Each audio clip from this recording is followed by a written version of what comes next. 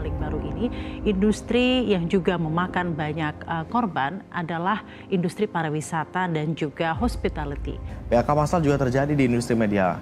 Baru-baru ini sejumlah perusahaan media besar mengumumkan pengurangan karyawannya sebagai upaya efisiensi untuk menekan biaya produksi.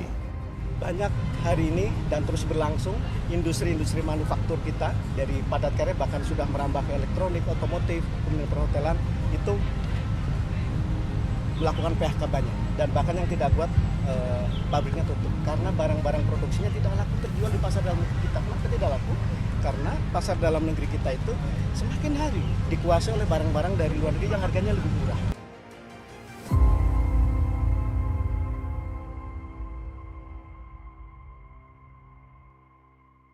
PHK. Hanya 3 huruf tapi bisa membuat ekonomi hancur. Kata siapa hanya berdampak pada satu orang? Ini akan menjadi estafet dari hilir ke hulu. PHK selalu dilakukan kesepakatan oleh dua belah pihak.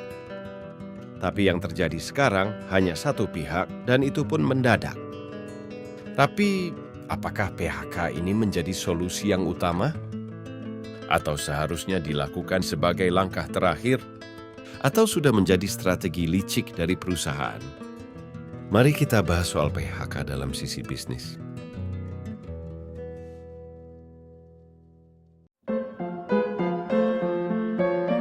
Kalau membahas soal bisnis dan ekonomi, pasti tidak akan terhindarkan dengan masalah PHK.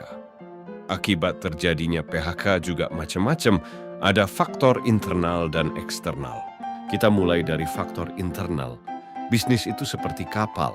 Kalau ada kebocoran, kapten harus buang beban biar kapal nggak tenggelam.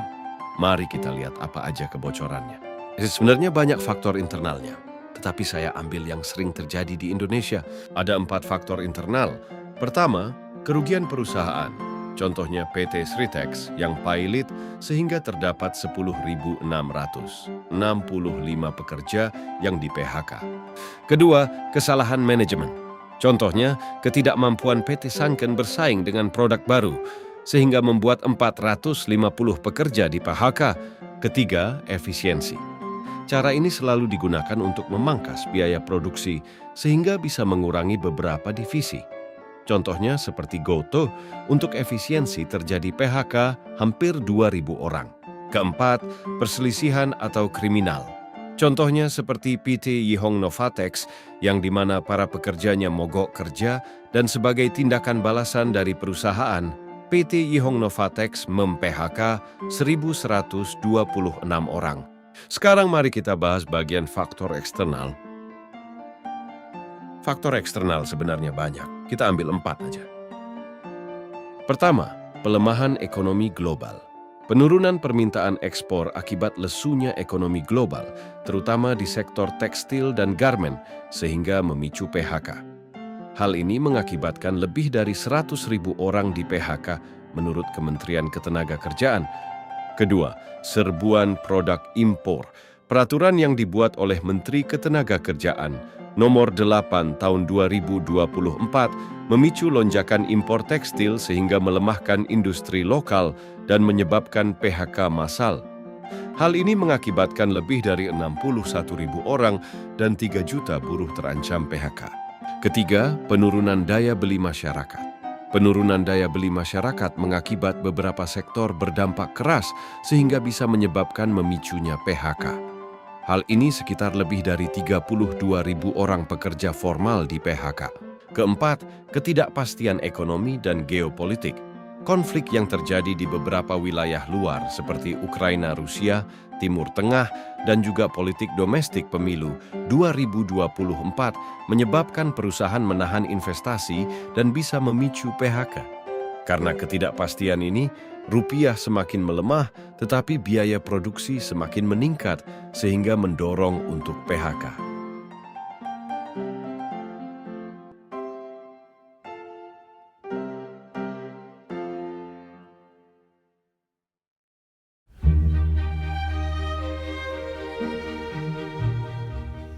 Saat ini pemerintah Indonesia sedang berusaha untuk menanggulangi masalah PHK dalam bisnis. Walaupun kita punya bisnis banyak dan besar, tetapi aturan pemerintah Indonesia nggak mendukung bisnis kita ya, sama aja buang tenaga dan uang.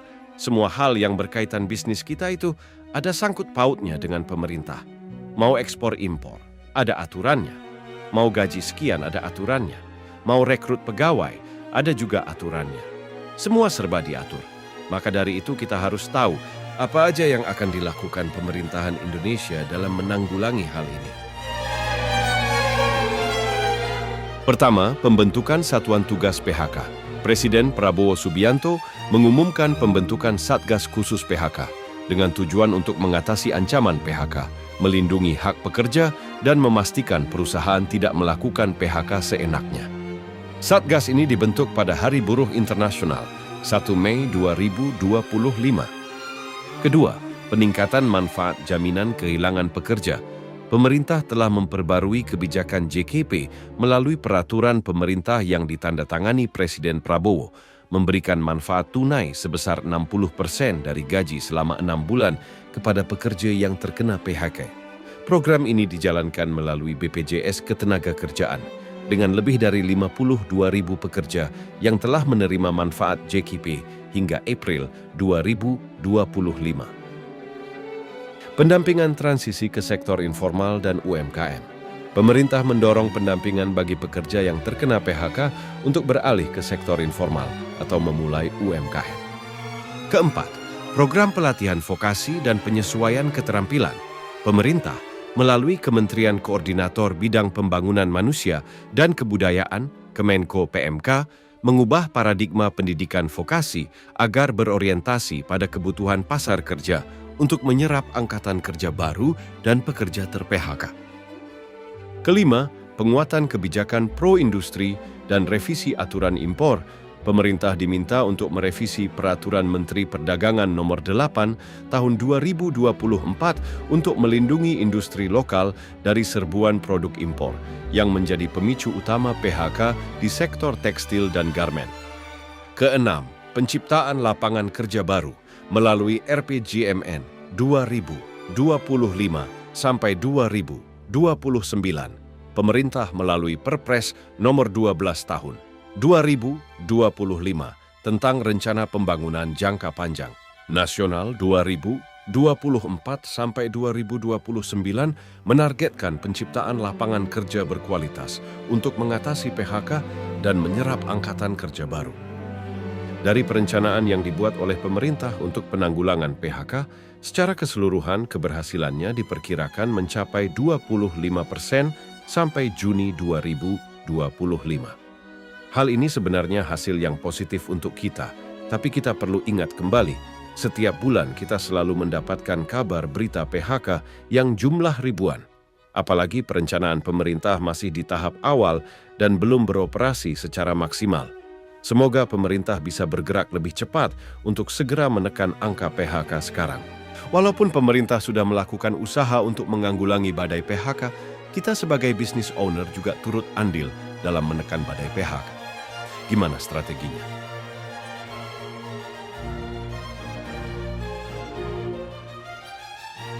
Diversifikasi produk dan pasar.